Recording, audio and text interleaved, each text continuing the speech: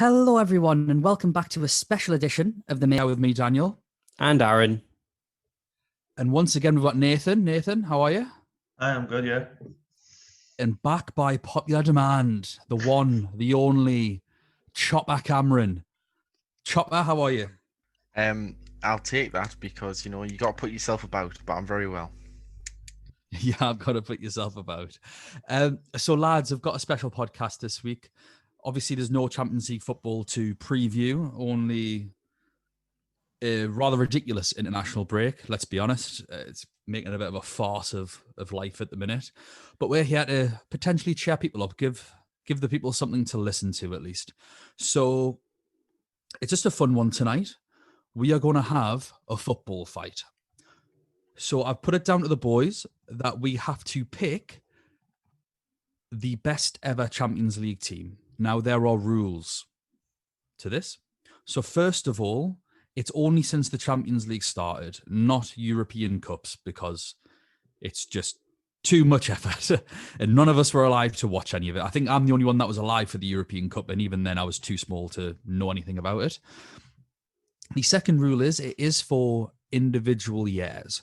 So this would be a really quick podcast if it was just as a general team, because overall Real Madrid would win it.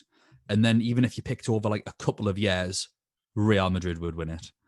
So it's not about that. It's about a one-off season. So if anyone did want to pick that Real Madrid team, they'd have to pick 1 year, and also it would be argued against the other 3 times that they won it in 5 years, just as an example.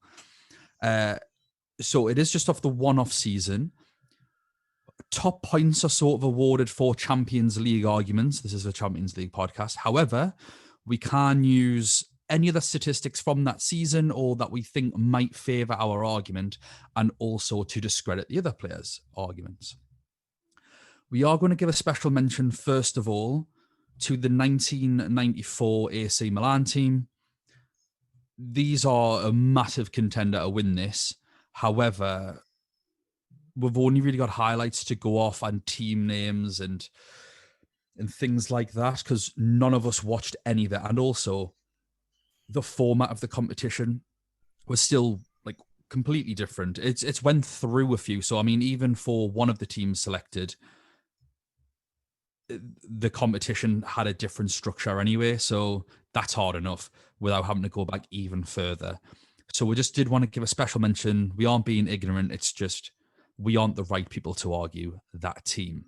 But that being said, let's go in a circle to see who we have selected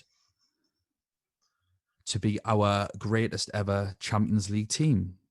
So, Aaron, which team have you selected? I have selected the AC Milan team from the 2006-2007 season. Nathan, who have you selected?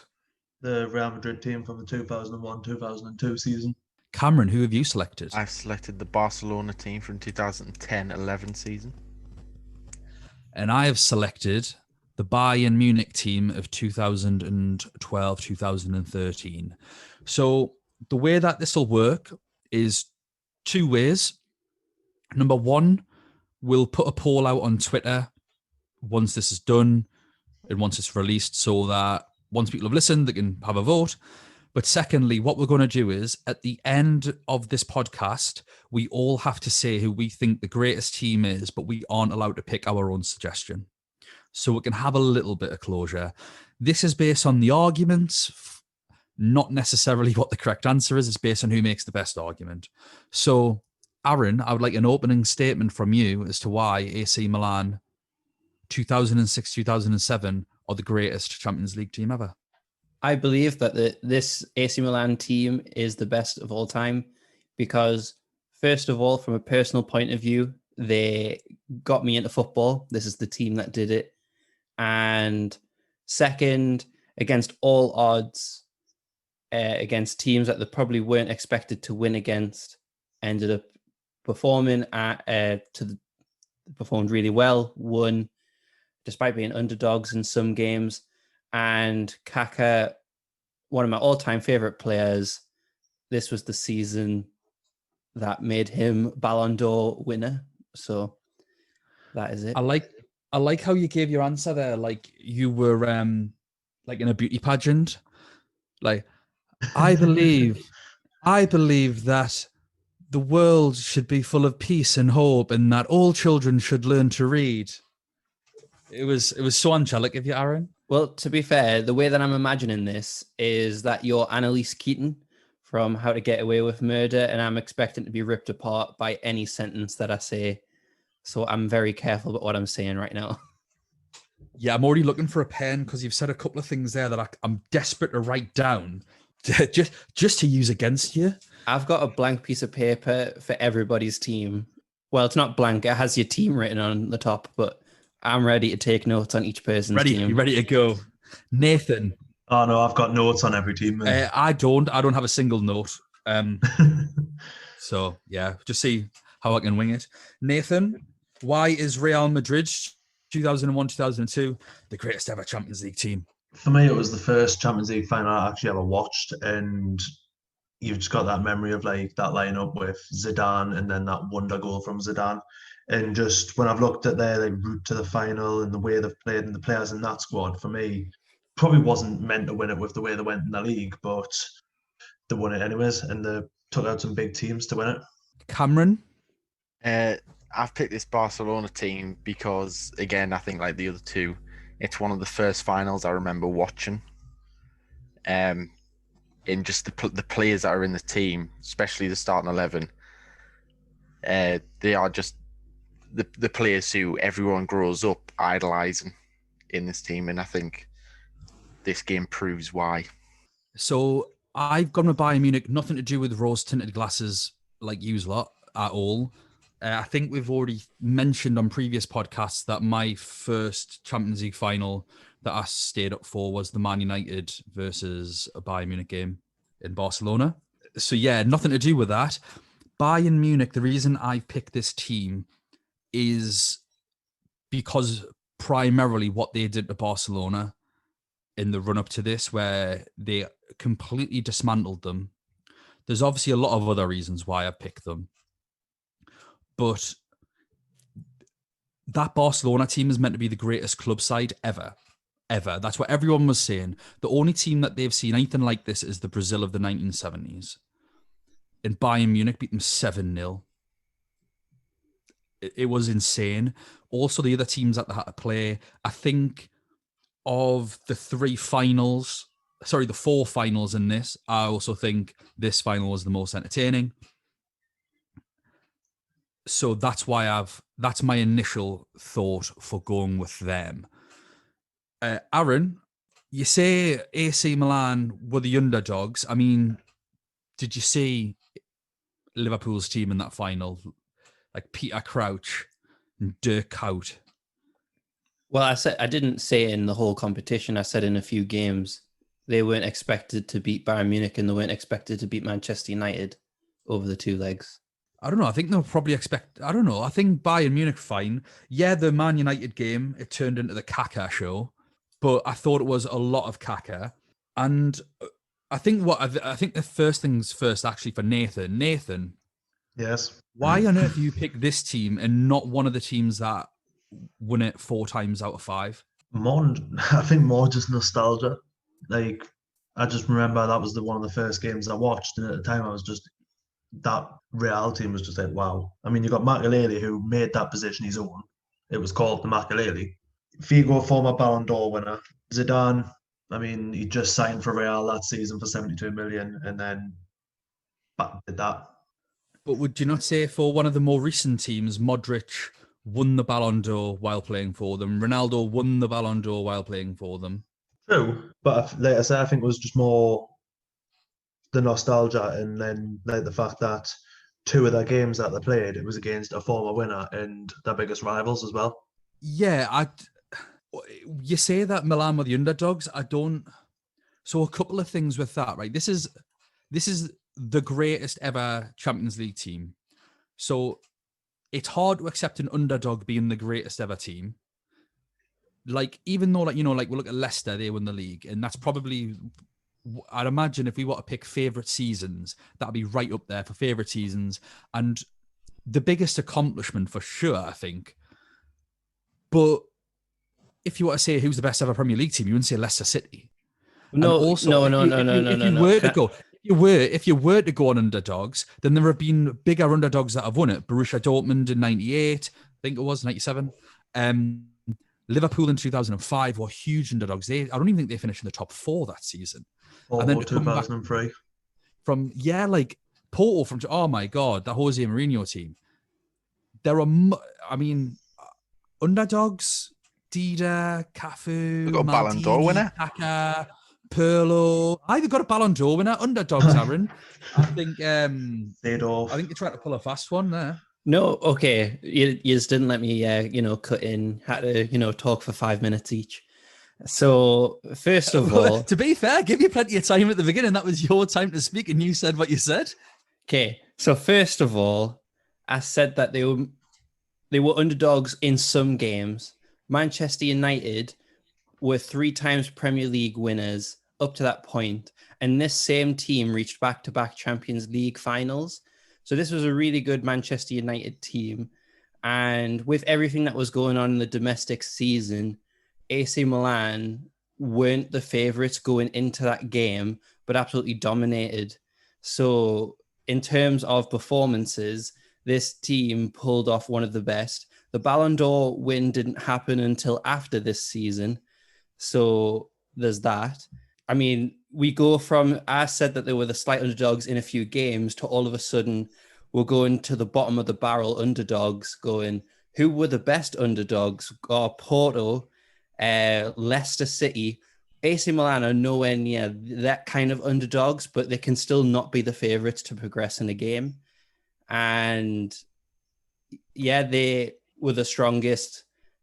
They were in strong form at the end of the season, and that's where it matters. And they had a rough start in the league, but the Italian league that season it's kind of like an outlier season because of the Juventus getting relegated debacle and like not even having like a winner in that year. Can I just say though, in the league that year, right, Milan would have finished. They did finish beneath Roma and Lazio, but they would have finished beneath Fiorentina as well because Fiorentina got docked even more points than them by a long way. They wouldn't even have qualified for the Champions League next year if Fiorentina hadn't have been docked so many points and they hadn't have won this.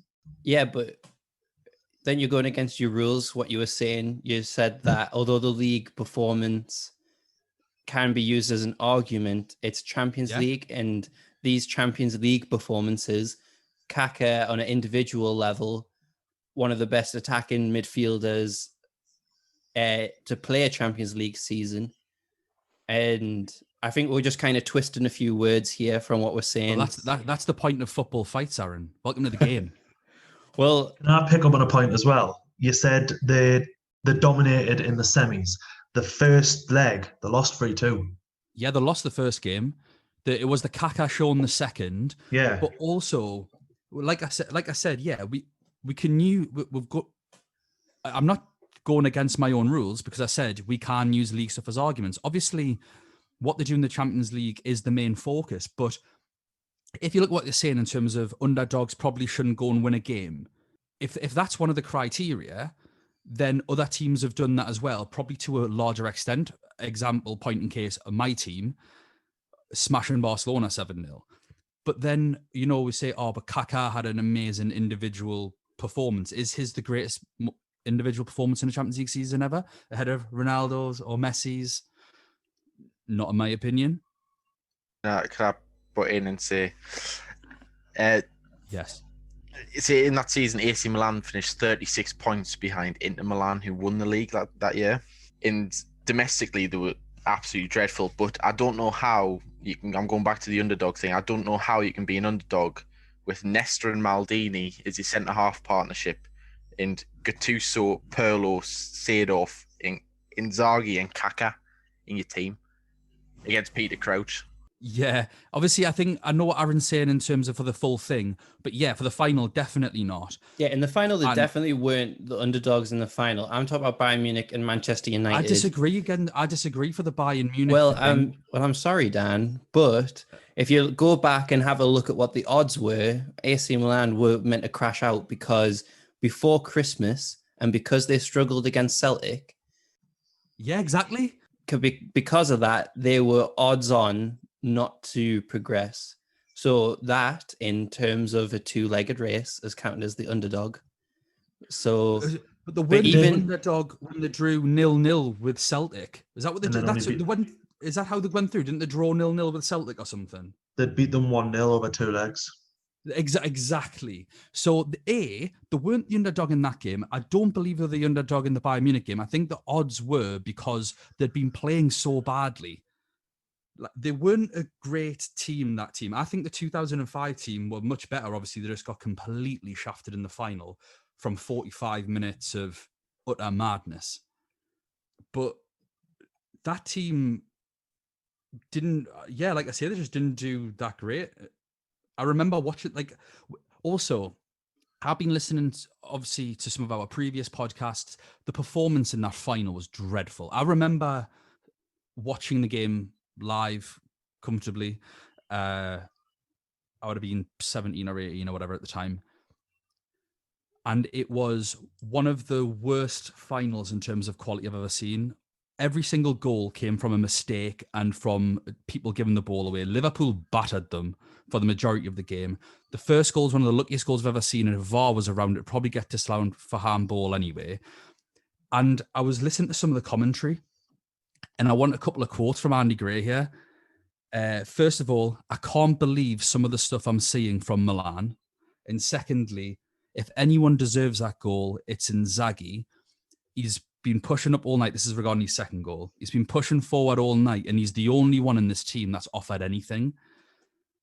They were awful in that game. And yeah, they beat Man United 3-0 in the second leg because of one man. It was the Kaká show. So I think a lot of the players were coming to the end. Cafu didn't even play in the final. They had Seedorf on the left, Gattuso on the right. It wasn't pleasant to watch. They weren't great going through. Like I say, the scrape through against Celtic, I expected a lot more of them. So I wouldn't say these were one of the greatest teams. Also, in terms of getting through from their groups, they had one of the easiest groups with the Lille, Athens, and Anderlecht. And they scraped through. They got 10 points, whereas Lille got 9 and Athens got 8. So from start to finish, they struggled. And I don't, as much as I think, like, we can talk about the class of the 2005 final for that first half, like how amazing that team was. They didn't deserve to win that second final, the 2007, at all. I remember sitting there just thinking, well, justice has been done because of the 2005 final, but only in a poetic sort of way, because if you watch that game of football, they didn't deserve to win that at all. I'd say out of the 4 teams here, Milan and Real Madrid didn't deserve to win their finals. So I would never put them as the greatest team that's ever played in the Champions League, because as far as I'm concerned, we're lucky to win in the finals. You could go to loads of finals and hardly anybody plays in finals. I think it was Alex Ferguson who said, you don't play in finals. You either win or lose them. Yeah, but Milan barely played throughout this entire competition. 10 points in the group stages, could barely beat Celtic, and then stood out in the final. But they did beat Celtic, though. That's the thing. They got beat in the first against Man United. I think they've won, like, in the knockout stages, they've only won like 3 games or something stupid. Yeah, 3 games in the knockouts. They lost the final 2 games of the group, 1-0 at Athens and 2-0 to Lille, and Lille was in Milan. I think it's easy to look at going back to the point on playing in finals. I do agree with Aaron there, because you could easily go back to when Liverpool beat Tottenham. That wasn't the most spectacular final to watch, and they still won. But Liverpool were the best team for the whole the Champions League. But they got I'm not talking about but a final can be boring, but teams can pass to each other still. And if you look at that final, you don't go, "Oh my God, Tottenham are robbed." You watch that Liverpool and Milan game or the Bayer Leverkusen Real Madrid game, you go, they were robbed. I mean, for your game, Nathan, Iker Casillas came on for 20 minutes and got man of the match. I was about to say that like an unproven Casillas at the time just absolutely saved Real Madrid. It was unbelievable. Oh yeah, there's no. That's part of like the reason that I've got that down. Casillas saved the backsides, and I will admit that. Like I'm not giving you the greatest team ever when your young substitute goalkeeper plays 20 minutes and gets man of the match. Yeah, that's all right, Dan, because we picked them and you didn't. It's stop getting put like that. Yeah, Aaron. It's football. I'm fights. just saying.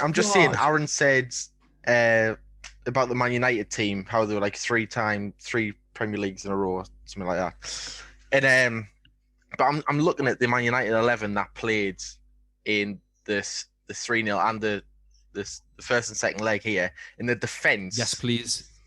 The defense is Van der Sar in goal, very good goalkeeper. I'll admit that.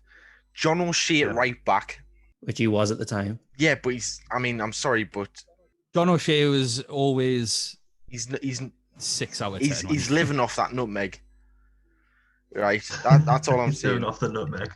Right, Vidic, a young Vidic.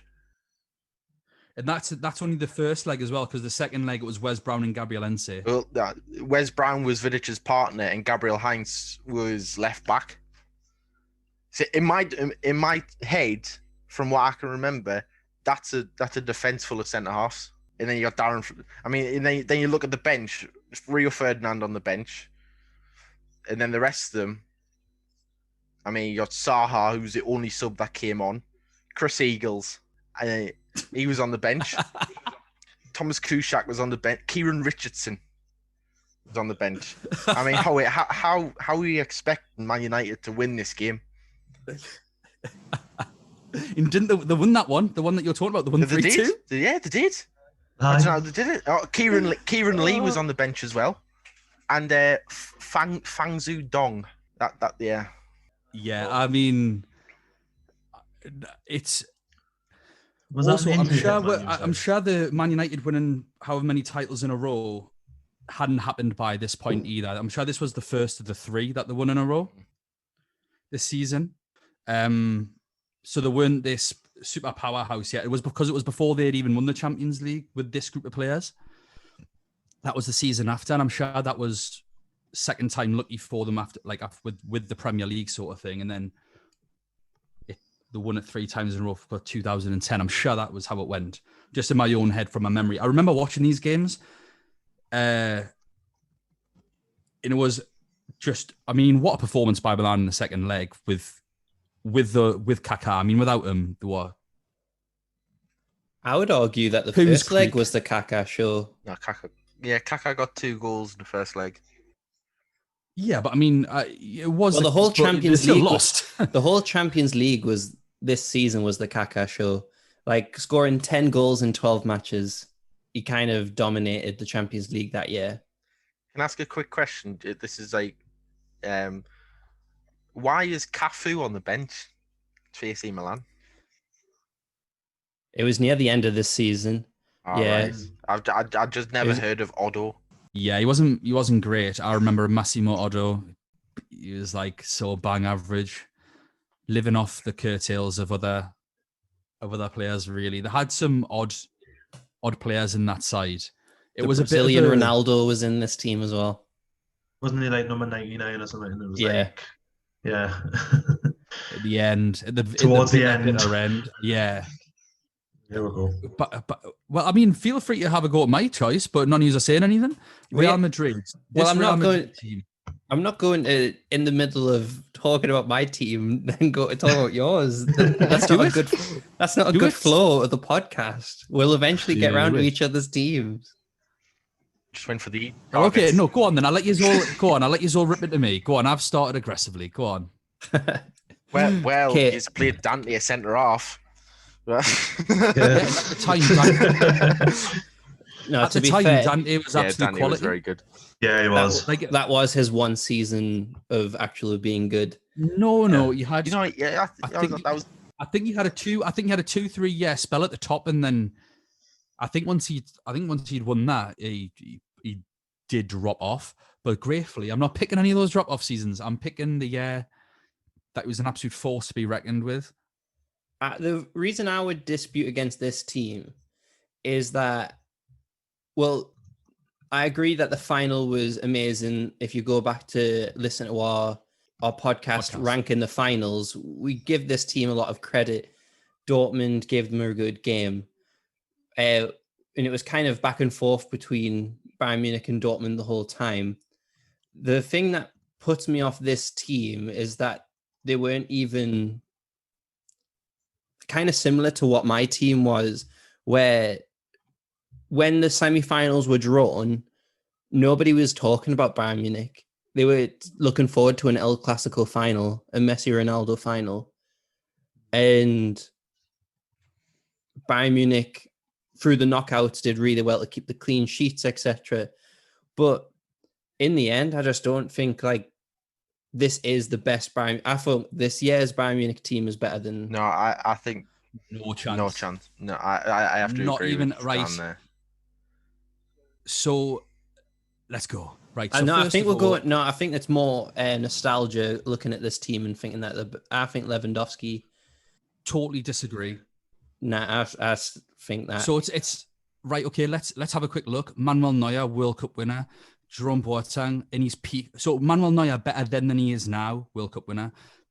Jerome Boateng better then than he is now. Philip Lahm, World Cup winning captain. Toni Kroos, World Cup winner. Well, they hadn't won the World Cup better yet. than he is now, World Cup winner. Like there's some absolutely phenomenal. Bastian Schweinsteiger, probably, I think he's absolutely robbed of a man of the match award in that World Cup final, by the way. He was unbelievable, and he's unbelievable this year. The reason why this Bayern Munich team would beat current Bayern Munich team is because this Bayern Munich team had a balance where they can attack and, more importantly, defend. This is the most impressive defensive team I think I've ever seen, because you'll get teams, you know, the second year or first year, Mourinho, Chelsea, they were absolutely fantastic over the course of the season, but you could see them come unstuck against teams like Ronaldinho's Barcelona, that sort of thing. You put this team up against Messi's Barcelona team, and they ran right through them. The high press, and this team is a product of having to counter Jurgen Klopp's Dortmund team, who won the league the year before. Also, we can't say anything negative about this team across the entire season, because they were the first ever German team to win the treble. I actually think they won 4 trophies. They won a quadruple. Yeah, and they won it by highest amount. They won the of league by points. 25 points, scoring 98 goals as well. Like, They won the league within 28 matches. And that was with Mandzukic, Gomez, and Pizarro as that's right. I'm sorry, but I will give it that. we're meant to be disagreeing with this. I can't. You did concede the same amount of goals as the AC Milan team, which was 10. Did concede 10 goals overall and throughout the entire tournament. Yeah, I think my team obviously conceded 8. I think when you look at it over the course of the entire thing, obviously with group stages and stuff, anything can happen. They're still qualified with like a fair amount of points. I think it was 13, 14 points or something. So I think it was the last game, the very last game, they conceded like 3 or 4 goals or something. I think they just weren't, they didn't care. They didn't turn up for one game. But then you go through. It was actually the second game they lost against Belarus teams. Yeah, Bate. That's Borisov. Bate boy. my inner Ali G there. Yeah, then they've got tough games. They've got a championship title challenging Arsenal. This isn't muggy Arsenal. This is good Arsenal that they were playing against, who it hadn't been that long ago since Arsenal been in the Champions League final. This is before they fell off a cliff. They beat Juventus 4-0 over 2 legs, which is incredibly impressive, because that was when Juventus were really good. It was... Who was the manager? No idea. You tell me, Aaron. Italian correspondent. Italian correspondent. And then we've got... It was Antonio Conte. And this is the thing, right? They beat that Barcelona team. I mean, this is Iniesta, Xavi, Busquets, Dani Alves, Gerard Piqué, Lionel Messi, David Villa. This is like mustard, peak Cameron's Barcelona team, Lovely. basically. And they've gone and smashed them 7-0 over 2 legs. It's unbelievable. But then they go to the final and they are playing against a Borussia Dortmund team that were the current. If Bayern Munich hadn't won the league in 28 games, would have been the current Bundesliga champions, who finished top of their group of death. And I don't know if people can remember, but this was the Champions Group, because it was Dortmund, champions of Germany, Real Madrid, champions of Spain, Ajax, champions of the Netherlands, and Man City, champions of England. Man City finished bottom. Oh, That's yeah, I how remember this good group. It was this their Dortmund first team were. season in Champions League, wasn't it? In a while. And then I remember loads of people were tipping Malaga as underdogs, because I think that was when they had Isco, and they were just riding that wave. It's a bit like Atalanta in Leipzig last season. Malaga with that team, dispose of them. They then beat Real Madrid 4-0 and go through to the final. Bear in mind, Lewandowski scored 4 goals for Dortmund in that game. So they've got a prime, fit and healthy Robert Lewandowski playing for them, Dortmund, and he didn't really get a sniff in that game. It was a really good ebb and flow to the game. Ultimately, Dortmund only scored because they got a penalty. That's why they scored.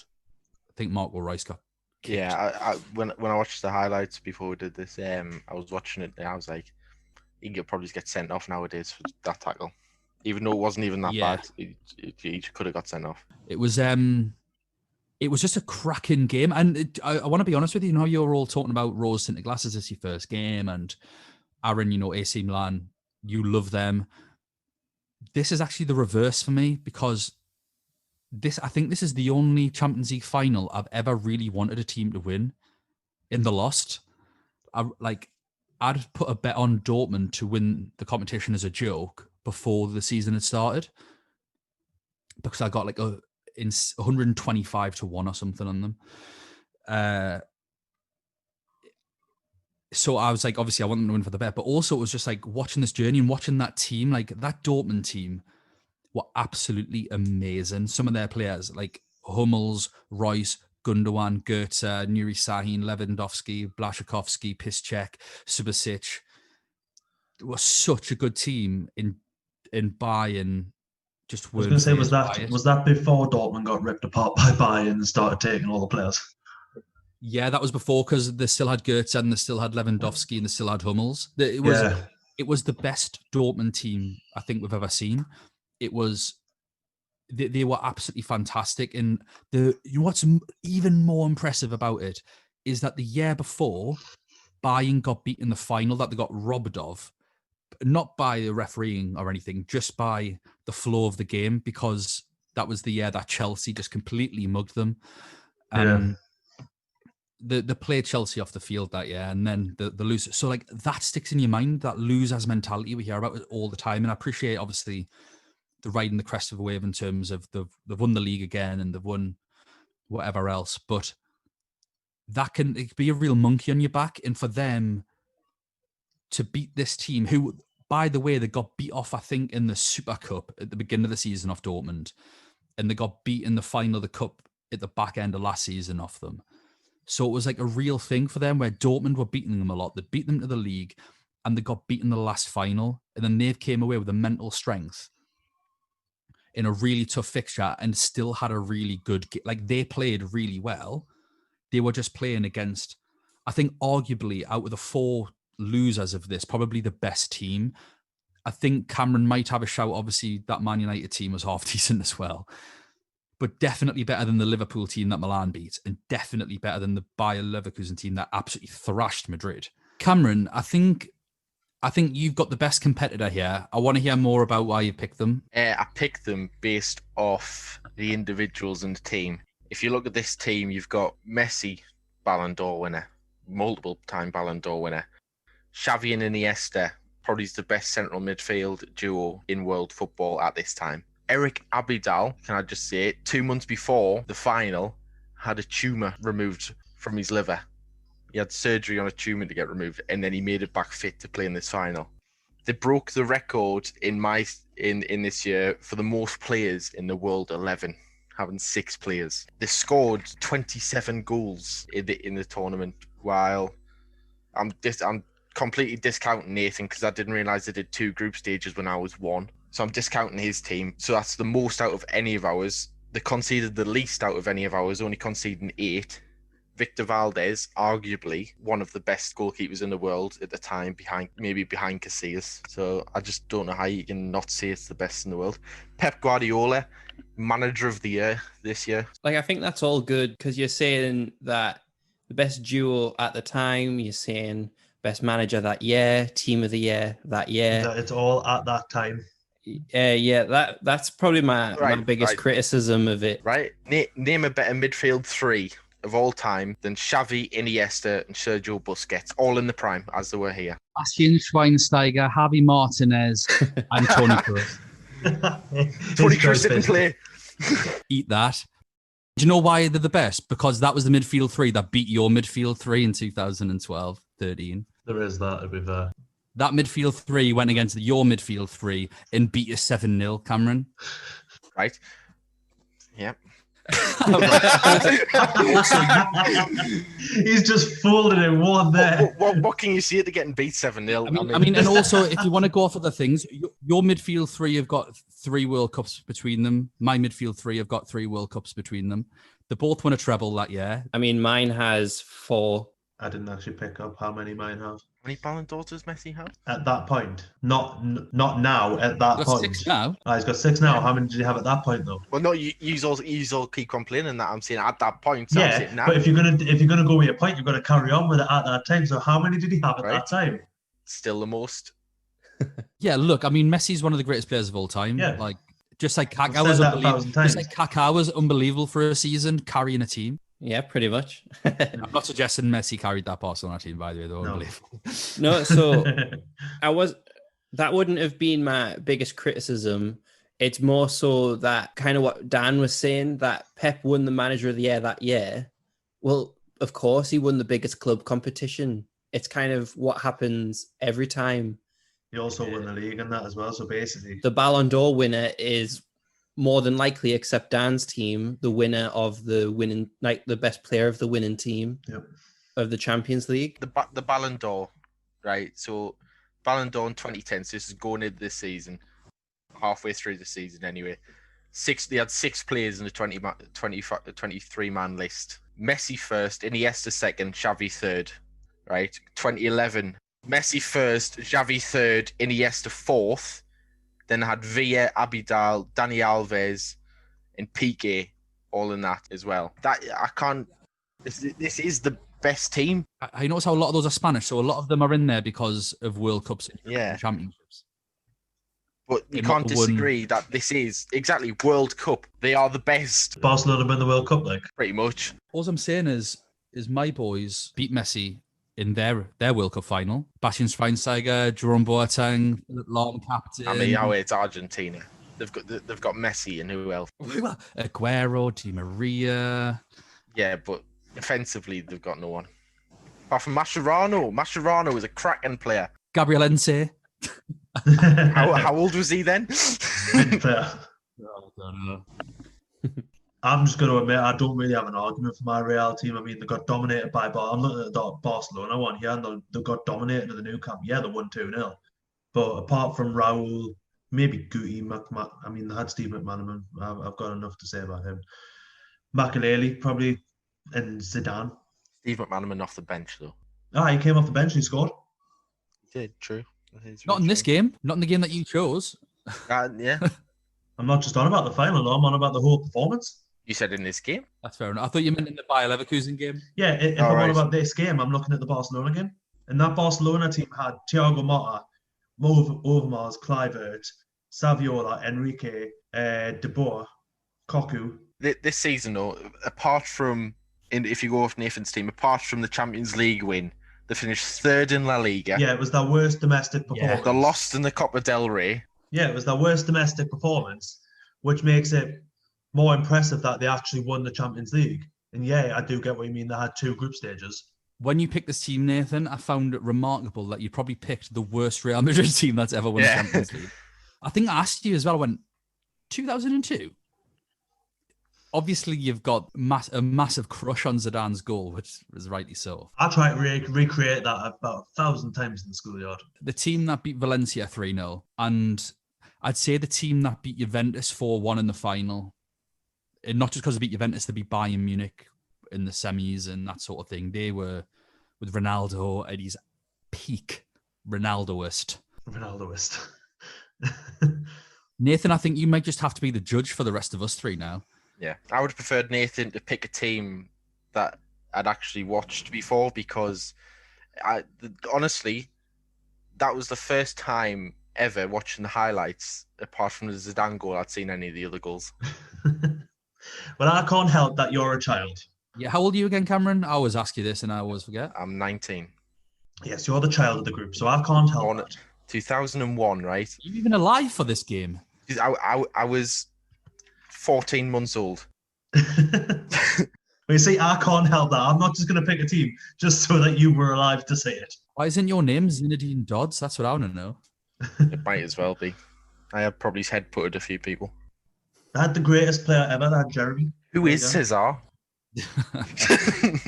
I look through that team and I know Hierro, Carlos, Makaleli, Figo, Zidane, and Raul. And then I know Aitor Karanga because he's the manager. Is that because they're all icons on FIFA? Mostly, Aye.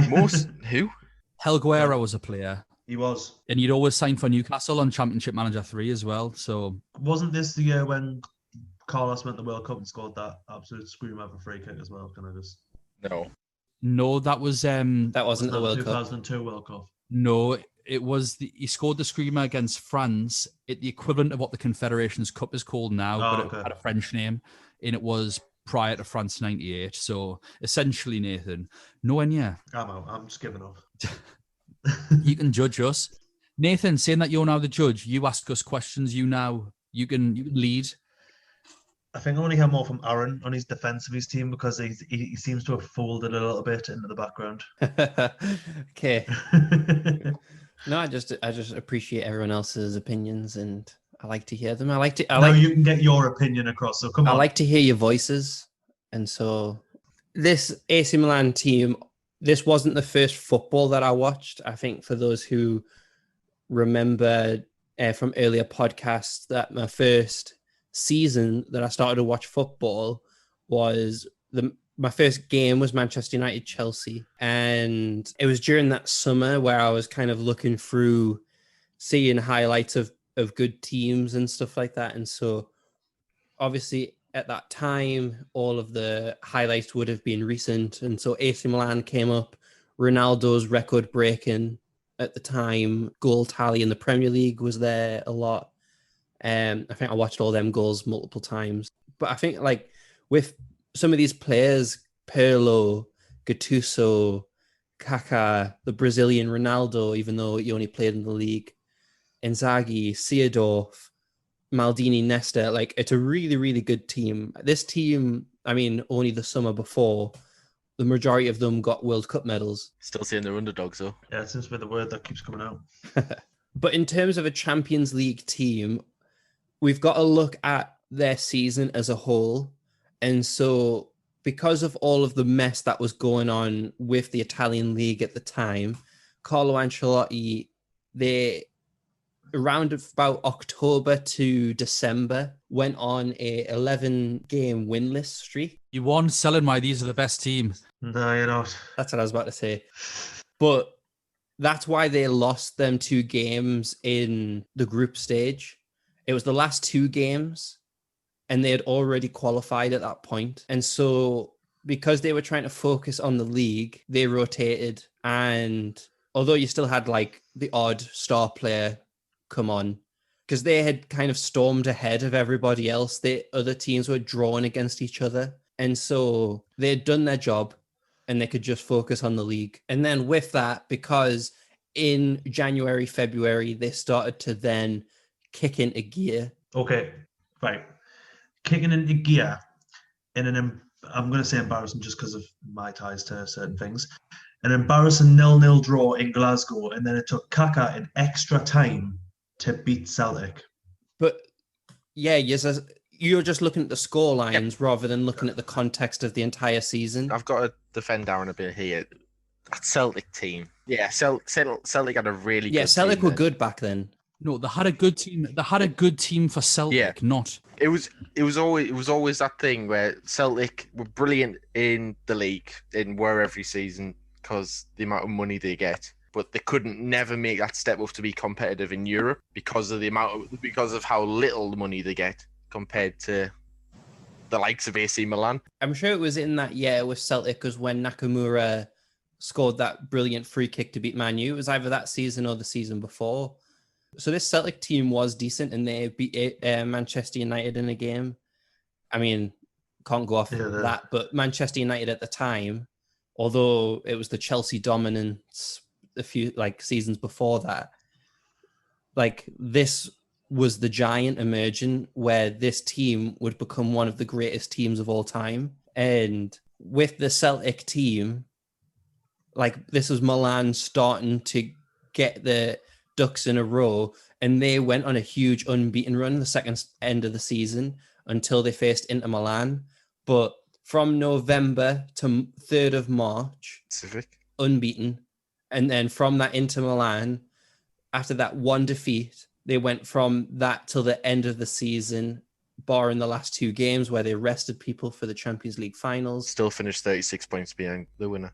Yeah, Aaron, one thing I'll say just about what you said is that you've obviously said, no, we're just looking at the context of one game and not the whole season. But you aren't looking at the context of the whole season. You're looking at the context of half a season where they played really well and the first half where they played absolute garbage. And yeah, I know they had an 8-point deduction, but that's not the end of the world.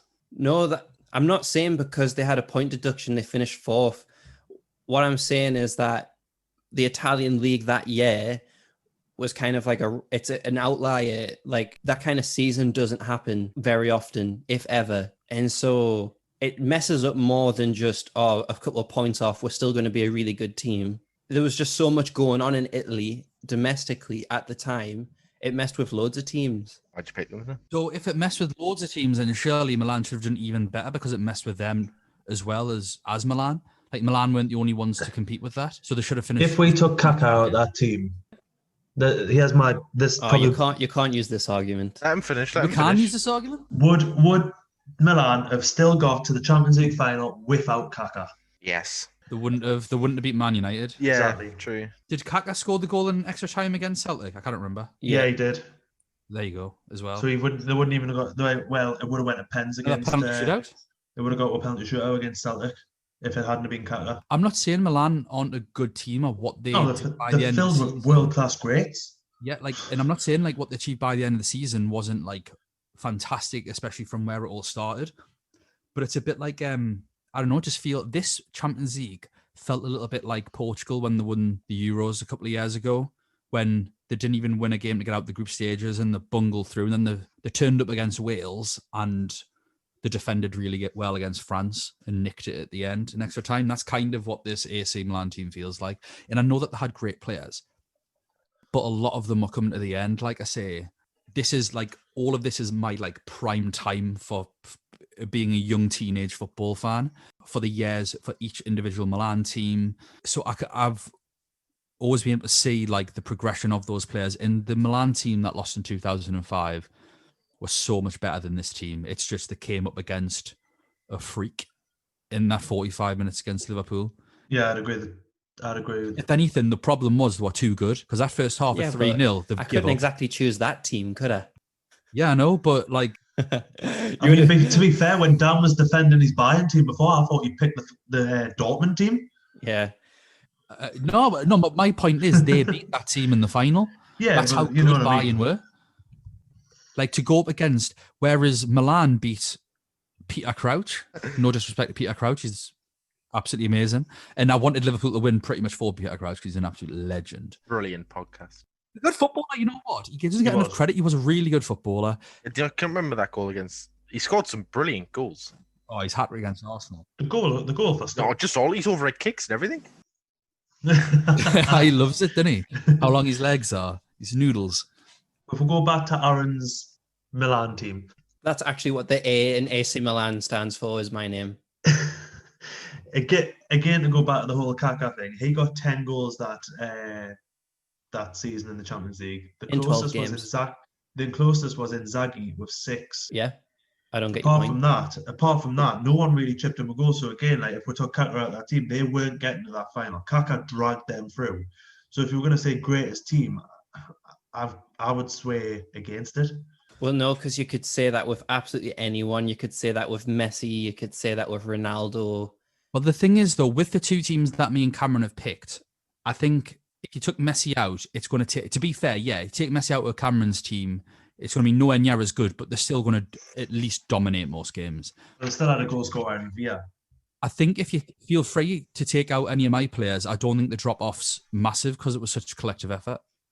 I think if you take out Robin, that second goal doesn't happen. In terms of a talisman, Well, yeah, that's obvious that you could say that with anything. I'm saying like Robin was the only player who made that run inside to get the ball. If you look at the rest of the team, they all just stood back waiting for him. yeah, but I think they know what's going to happen when Robin's in that position. Like Yeah, so if they took him out of the team and had Xherdan Shaqiri do that, he would have got tackled. He would have smashed it in from 40 yards. Obviously, that's what he does.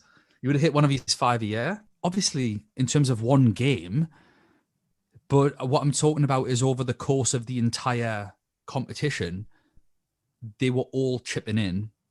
Lam was chipping in, Schweinsteiger, Javi Martinez scored a couple, I think.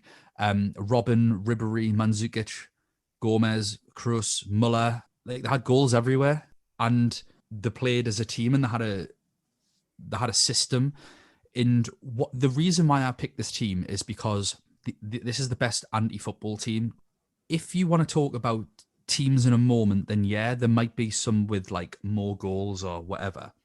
But I think this team, if you want to take teams, and you know when people say, oh, which team would beat who? Would the treble Man United team beat the 3 in a row Man United team? Would the Man City Centurions beat the Arsenal Invincibles? Like, do you know, people come up with those sort of fantasies in their head? I think this team is the team that is capable of beating everyone because we saw what they did. They didn't. I'm not saying, right, oh, you know what, the beat Barcelona 1-0, they were the best team, so like this is now the best team. Like, that's not it. When you win 3-0 and 4-0, that's not normal. That's consistency at the very, very highest level. And then you go into the final and beat not joking, arguably the most informed team in the world in Dortmund. They were quality that, like, their Dortmund's group, and then obviously their route to the final was the hardest of the hardest any team has ever had. And then they get a Bayern Munich, and Bayern Munich beat them. It was a very German final. Very. Right. Wunderbar. Because all German teams, I don't care what level they're at, they're all extremely organized and very hard to break down. And that final just, I think, proved it for how tight, how close it was. It ended up being. Was Thomas Muller used as a striker that season, Bill? Behind the striker, wasn't he? Behind the striker, because he was there, obviously looking at the things. He was always he played off at that time. Muller was the highest scorer for Bayern that season in the Champions League. Yeah, it was just before he broke the World Cup record, wasn't it? Yeah, 12 games, 8 goals. The subs that Bayern Munich made it. Luis Gustavo came on in the 91st minute. Yeah, he was all right. Mario Gomez came on in the 94th minute. He was class. Mario Gomez. Gomez was quality. That's what I was thinking when I said that. Nathan. Sorry, it just had to happen there. Yeah, they were just a lethal team that knew exactly what they were doing. And a lot of their players came through the junior team as well. They had Dante and Boateng man marking high because they had the pace and power to not be outrun by anyone. Alaba, on playing his actual position at left back, was quality, not at centre back like he is now. Philipp Lahm, who was arguably, I mean, he's easily in the conversation for one of the best fullbacks of all time, Philipp Lahm. Yeah. Of all time. Yeah. But it was that wall of Martinez and Schweinsteiger. Like, nothing could beat them. It's just so prominent in my mind watching these lot play. And it was beautiful. It was like actually beautiful to watch them borderline beat people up.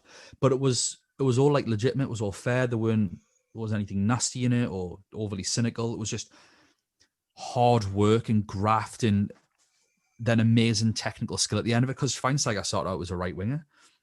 And then Ribéry and Robin, I mean, there's a big fuss made about how Frank Ribéry was robbed of the Ballon d'Or, but we've covered this. Yeah, we've covered this before. Arjen Robben, that season, he was unbelievable. Won a treble, He was phenomenal for them. Gets the winner in the final. Yeah, this team would beat anyone. And the reason I picked this team is because, obviously, I'm sort of setting this challenge. I'm thinking, right, who am I going to pick? And I've already discussed the AC Milan team in '94 or whatever.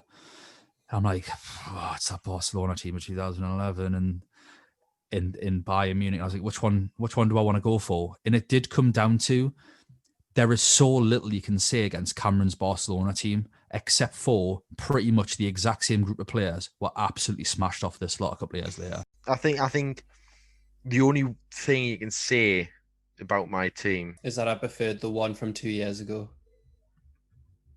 No. I don't know how you can prefer the one from 2 years ago compared to this. No chance. The 2011 team is so far superior to the 2009. I think on paper, you see Eto'o and Henry and you're like, you swoon, because Eto'o, arguably the best African player of all time, one of the best strikers of all time. Henry, one of the best strikers of all time. Yeah. But what they never had is what that midfield of Xavi, Iniesta and Busquets had. David Villa, Messi and Pedro. You got Messi, who was better in 2011 than he was in 2009. And also 2 World Cup winners either side of him. And not just any World Cup winners, like David Villa won, I think he finished joint for the Golden Boot or won it, or he played every game. Pedro was class for Spain and for Barcelona. Yeah, I don't think there's any, just from my recollection of like remembering the games and stuff, even the defense was much better. Jordi Alba came in at left back, who was a massive upgrade at the time because, Abidal had his health issues and stuff like that. Did Abidal play the final at left back? Yeah, he played 90 minutes. Yeah. Who was the left back? I'm trying to think of who the left back was that I'm thinking of. Adriano, that's who I'm thinking. Yeah, exactly. But the Barcelona team of 2008, 2009 actually won everything, while the 2011 one didn't. Yeah, I mean, they got beat. So they won the domestic double, they won the Super Copa in the league, and then they got beat in the Copa del Rey final.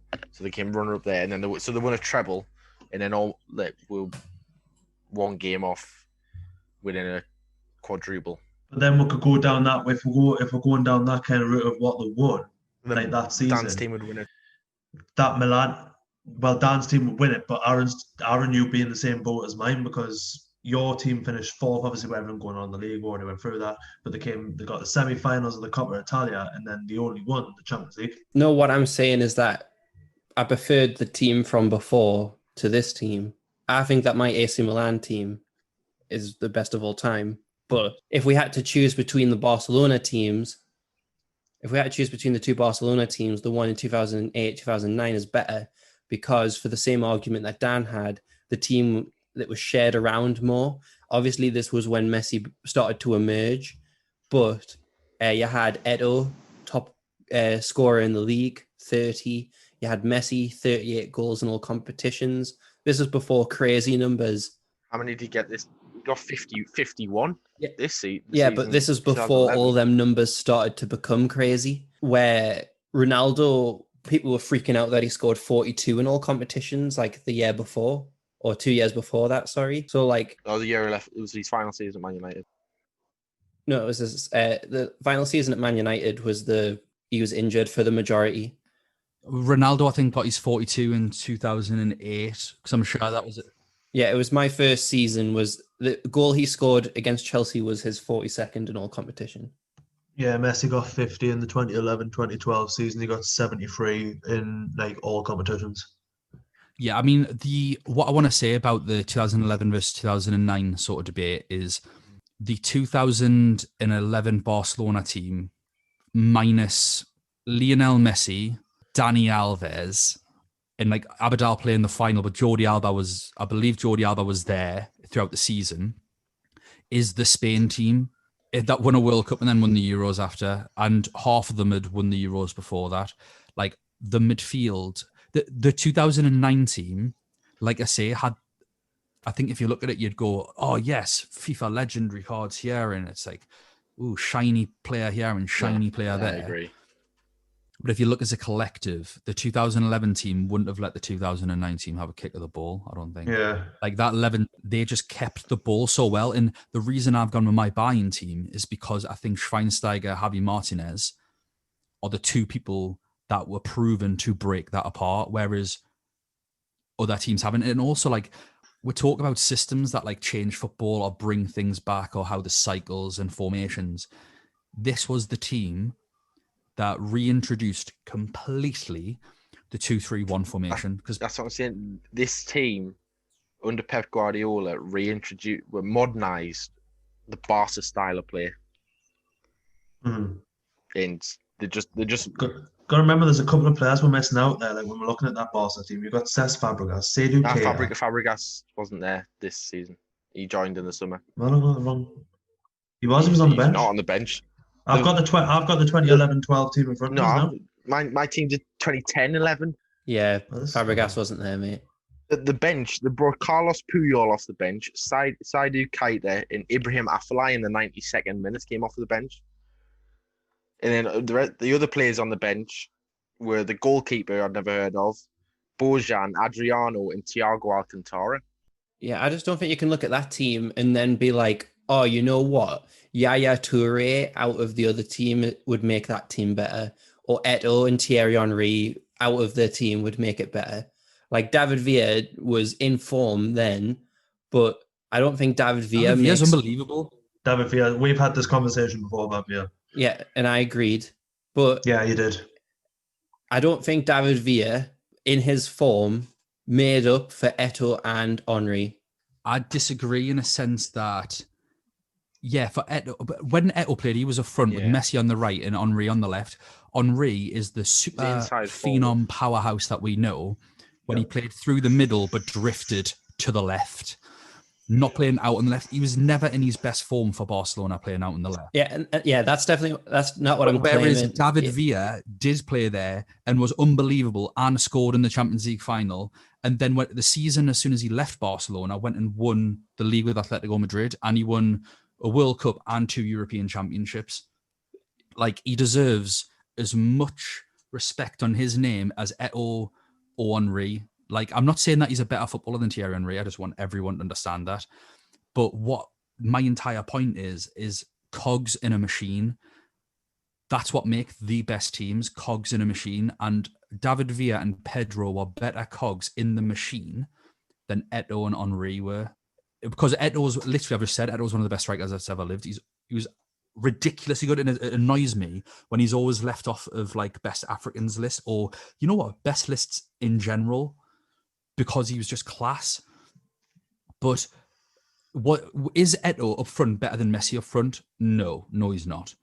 So then you go, right, that's okay. And then you got, so what you need to do is you need to look at them as a front three together. Also, it's unfair. Does David Villa make up for Eto'o and Henry? Well, that's not fair, because that's 1 versus 2. Of course, he can't make up for 2 players. But if you look at a front three, well, if anything, that front three scored 3 in a final, and the other front three Pedro scored 2. The first, then Messi, then David. And I think all 3 of them scored, didn't they? Pedro, Villa, and Messi all scored in the final. How easy he made it look, like he stopped the ball on the edge of the box and then just curled it into the top corner. David Villa's goal was the best of the lot. Ridiculous player. Never gets talked about enough. I mean, him at the World Cup. Woo! What a player. What a player. But yeah, I can't. 2011 Barcelona, in terms of in possession of a football, is just one of the most exceptional things anyone is likely to see in world sport. And obviously that was put then through the Spanish team, because I think 7 of the finalists for the World Cup were Barcelona players, 3 were Real Madrid, and I think you had Juan Capdevila at left back for Villarreal or something like that. And then going through, most of them were Barcelona players. But in terms of efficiency, that's why I've went with Bayern Munich, because they proved that they could beat them. Messi in form couldn't get a sniff. Yeah, so like my only argument against that is that the rules said that it's in specific years. I don't think your Bayern Munich team of 2012, 2013 would have went back 2 years ago and beat that Barcelona team. But it was pretty much the same Barcelona team. Well, no, it's 2 years older. Yeah, so probably 2 years more experience. People had more time to adjust to Pep's tactics, and you kind of saw that. I mean, Barcelona won the league that year. Yeah, Like, that's so, what I'm saying is that So they were a quality team, and then like 2 years later or whatever, I think it was 2 years later, they won the Champions League again. Obviously, the refreshed brought in Suarez and Neymar, and they still had like Iniesta in the team and stuff, and they were a massively experienced side. So yeah, if anything, they were just probably 2 years more experience. And this is before, when was it, 2012, 2013? So yeah, they were just off the back of another European Championships win. Right, so I think we've covered a lot of points on each team. We'll start going around in circles a bit. So I think best way to do it is going to be each year's give a closing statement as to why you think your team is the greatest of all time. Aaron, you go first. I think that this team is the greatest team of all time because without it, I wouldn't be here on this podcast. Winner.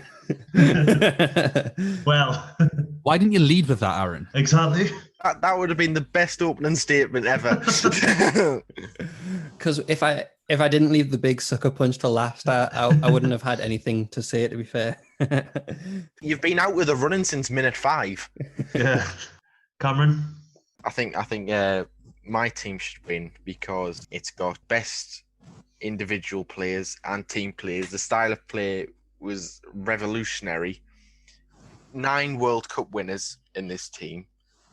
So I don't know how it can't win. And 9 European Championship winners. Okay. And Dan? You had to sneak in the European Championship winners there, didn't you? You bloody nasty man, yeah. Yeah, so I think my team is the greatest Champions League team of all time. Not only because they won a treble, the league that they won at a record pace of 28 games. They also had a really hard running. They beat arguably one of the greatest teams that's ever played the game, Cameron's team, convincingly and consistently over 2 legs in the most dominant semi-final Champions League performance I've ever seen, to then play up against one of the most informed best teams in the world at that time, who had nicked the league from them the year before, who had the hardest run through to the final, and they've still gotten over that line despite having a hangover from the year before. This team could also beat Cameron's team because the same players played against each other. And also mine probably had about 9 World Cup winners in as well. I'm not entirely sure, but I mean, you had... Didn't have the European Championships though. No. Exactly. Good job we're not talking about though. And I'm just one final point before we do finish it. My Barcelona team, when it got to be beaten 7-0, was 2 years older. Agreed? Well, like Aaron said, 2 years older. So it had a bit of the Man City syndrome, where Man City, at the start of the 2010s, started to win stuff. But as soon as they got to the Manuel Pellegrini stage, they were getting too old. They grew old as a team, started to fall apart and finish 4th and drop a bit down. I know they weren't Man City level of dropping down. Now, just say Manuel Pellegrini won a Premier League title, and so did your team. So Shut up, Cameron. My team didn't win a Premier League title. Yours won the league that year. Manuel Pellegrini won a league with Man City. And also, yeah, were 2 years older. They were 2 years more experienced. And they then went on to win it like 2 years later. So what, were they too experienced then? Were they too old then? I don't think so. No, because the rules said it's in specific years. So what, like... Hey, Aaron, we're rule breakers. Rules meant to be broken. My point is that you can't say, oh, they're 2 years older, like it's a negative thing, if they've then went on and won it a couple of years later, because, well, how old were they then? Well, no, because it was a different team. Yeah, that was a completely different team, different manager. And Barcelona had been playing that style with that sort of players since 2008, 2009. Well, since Johan Cruyff. It took Bayern Munich 3-4 years to get round to this kind of performance against them, and it was only because of Dortmund that they were able to do it. So Barcelona had 4 or 5 years of just dominance, playing the same way. It was only a matter of time. Talking about individual years, otherwise, like we said at the beginning, Real Madrid would be winning this. That's exactly what I'm saying. Me and you are saying the same thing. That Barcelona... You always agree. There's never any disagreements. Barcelona 2010, Barcelona 10-11 would have beaten Bayern Munich 12-13 because back then it was a better team. Okay, so No, but they weren't a better team when it was the same team, Aaron. No, because you're saying Bayern Munich 12-13 beat the Barcelona 12-13 team 7-0. Yes, which was the same team that won it in 2011. It's not. You had, honestly, look at the team. I think 9 out of the bloody 11 players are the same. You still had Messi, Villa, Pedro up front. They had Xavi, Iniesta, and Busquets, which was Cameron's main argument, is that midfield three being the best ever. They were the three at the time. They were the three that Bayern Munich beat. It was that midfield three. And they still had Gerard Piqué behind them, and they still had Dani Alves, and they still had Victor Vasquez. I'm just going to say Messi made your defense look stupid. Not in that season. But that... Yeah, you're going back and forth. Exactly. Yeah, this is going backwards and going round in circles. Yeah. So what I'm going to say is we'll each vote on who we think is the best now. Yeah. And then let Twitter decide. And then, yes. Yeah, we'll let Twitter decide for realsies. Because I know I'm going to win. I know I'm going to win on there. So my choice is Dan's 2013 Bayern team because they are very much second to mine and I can't pick me up. I'm going to pick Dan's. I'm going to pick Cameron's because my entire argument pretty much levies on being able to beat his team. Yeah. And as soon as I thought of this, 4 teams came to mind. Obviously, the Real Madrid team that you didn't pick, Nathan. Thanks. That Barcelona team, my Bayern team, and the AC Milan team that Aaron didn't pick. No, because that team was rubbish. It was good. Terrible. It was good defensively, but scored like 6 goals through the whole competition. They scored 6 goals in one game, mate. My team scored the most goals out of any of yours, and Nathan's team doesn't count because there was 2 group stages. We obviously scored more. Okay, so my vote goes to the Real Madrid 2002-2003. It was the 2001, 2002. He's just doing this so our votes are tied. It's all tied now. Yeah, so my vote goes to Nathan's team. I think that Zidane single-handedly could beat all of our teams. So on that note, it's over to you, Twitter. It's over to you, Twitter. Well, I've got the 2-1 win there. So thanks, Aaron. I appreciate it. No. He has actually, yeah. I know. Yeah, Nathan and Cameron voted for me. That's 2. I voted for Cameron. That's 1. And Aaron voted for Nathan. 1. Aaron, you voted for someone who gave up halfway through and decided just stop the count. Stop the count. I'm going to take this to court. I've just taken Pennsylvania. Nevada's mine. I'm going to your wafer. They won't help. Make the Champions League great again. By the way, Joshua Kimmich is out till January, just in case. Fantasy team. So it's Fatty. Trent's out for 4 weeks. I'm glad I've got 3 transfers. We're playing like a injury guess who. Bingo. Yeah. Look, stop giving away our next preview podcast, lads. Pulisic is injured. My 18-year-old Olympiacos kid hasn't done anything yet. What a shock. It's a surprise for us all, Cameron. Everyone, thank you so much for listening. You can get us on Twitter at UCL Fantasy Pod. That's where the voting will be open. I'll leave it open for as long as possible, really. Try and get as many votes in as we can.